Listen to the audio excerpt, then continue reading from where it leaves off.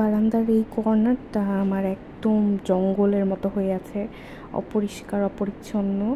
আম্মু কুই শাক না পুঁই শাক কী বলে এই শাক বুনেছিল, তো এগুলো আমি সব সরিয়ে দিয়েছি।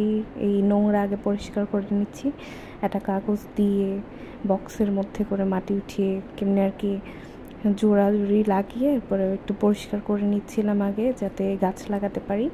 তো প্রথমেই যেহেতু ছোট্ট কৃষানি, তাই অল্প অল্প পরিমাণে গাছ লাগাচ্ছি। এর আগেও আমার গাছ ছিল, বেলি ফুলের গাছ আর অন্যান্য গাছ, কিন্তু মরিচের গাছও ছিল আমার, কিন্তু অনেক দিন ধরে গার্ডেনিং করছি না, তাই মানে অবস্থা খুবই খারাপ।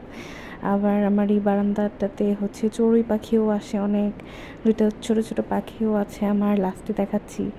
তো এই পুঁই শাকগুলো প্রায় কেমন যেন মলিন মলিন হয়ে গেছে, তাই এগুলো সব সরাচ্ছি, পরিষ্কার করছি। এত পরিমাণ ধুলো ছিল, আমি হচ্ছে মুখের মধ্যে ওড়না টোড়না পেঁচিয়ে তারপরে হচ্ছে কাজ করছিলাম। আর আমাদের বারান্দা দিয়ে প্রচণ্ড পরিমাণে রোদ আসে, আশেপাশে প্রচুর বিল্ডিং থাকলেও সকাল দুপুরের দিকটাতে বেশ ভালো আকারের রোদ আসে, তাই চিন্তা করলাম যে একটু গার্ডেনিং করা যাক। তো এই টবগুলো আগেরই বাসায় ছিল, তো একটু জোগাড় টোগাড় লাগিয়ে দারাজ থেকে আমি মাটি অর্ডার দিয়েছি। কেউ কি কখনো মাটি অর্ডার দিয়েছো? আমি এই জীবনের প্রথম মাটি অর্ডার দিয়েছি, কারণ ঢাকা শহরে তো তেমন মাটি টাটি পাওয়া যায় না। মিরপুরে অবশ্য পাওয়া যায়, কিন্তু এখান থেকে কিনে আনতে কেমন যেন একটা অভক্তি অভক্তি লাগে, মানে কেমন যেন একটু আনহাইজিনিক মনে হয়। তাই অনলাইনে অর্ডার করেছি। মাটিটাতে 5 ধরনের মাটি মিক্স করা ছিল, সার টার দেওয়া ছিল।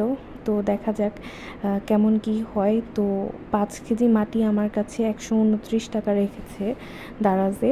আর এটা আমি কালেকশন পয়েন্টে থেকে কালেক্ট করেছি। আর এই বীজগুলো আমার ভাইয়া হচ্ছে অস্ট্রেলিয়া থেকে আমার জন্য নিয়ে এসেছিলো আসার সময়। তো অনেক দিন, প্রায় 1 বছর পরে এগুলো আমি দিচ্ছি, দেখা যাক কেমন রেজাল্ট আসে। আর তোমরা যদি কেউ কিছু জেনে থাকো ডালিয়া ফুলের ব্যাপারে, কিভাবে যত্ন টত্ন করতে হয়, আমাকে প্লিজ একটু কমেন্ট করে জানিও যে কিভাবে কি করলে ভালো হয়, তাহলে যাতে আমি সফল হতে পারি। আর গাছ লাগাতে কিন্তু বেশ ভালোই লাগে, আর যখন দেখা যায় যে এই গাছ থেকে ফুল হচ্ছে, ফল হচ্ছে বা গাছ বড় হচ্ছে, তখন খুবই ভালো লাগে। তো একদম শুকনো মাটি যেহেতু ছিল, আমি একটু অল্প পরিমাণ পানি দিয়ে ভিজিয়ে চাকু দিয়ে নাড়াচাড়া করে নিচ্ছিলাম। আর বেশ ভালো প্যাকেজিংয়ে কিন্তু এসেছিলো আমার এই মাটিটা। 4-5 দিন পরে আমি ওপেন করেছি, ওপেন করে যে শুরু করলাম। আমার হাতের অবস্থাটা দেখো কী অবস্থা। আর মানে ভিডিওটা আমি খুব শর্ট করে দিয়েছি, তাও 3-4 মিনিটের বেশি হয়ে গেছে, কিন্তু আসলে অনেক সময় লেগেছে আমার, প্রায় 2 ঘন্টার মতো লেগেছে। অল্প অল্প পরিমাণে পানি মাটি দিয়ে মিক্স করে বীজ দিয়ে তারপরে হচ্ছে সেট করে দিব বারান্দার এক পাশে। আগের গাছগুলো সব অন্যদিকে সরিয়ে রেখেছি, আর ওয়ান টাইম বাটির মধ্যে সুতা পেঁচিয়ে যাতে হচ্ছে পড়ে না যায় টবটা, ওইভাবে ব্যবস্থা করে সাইডে দিয়ে দিয়েছি।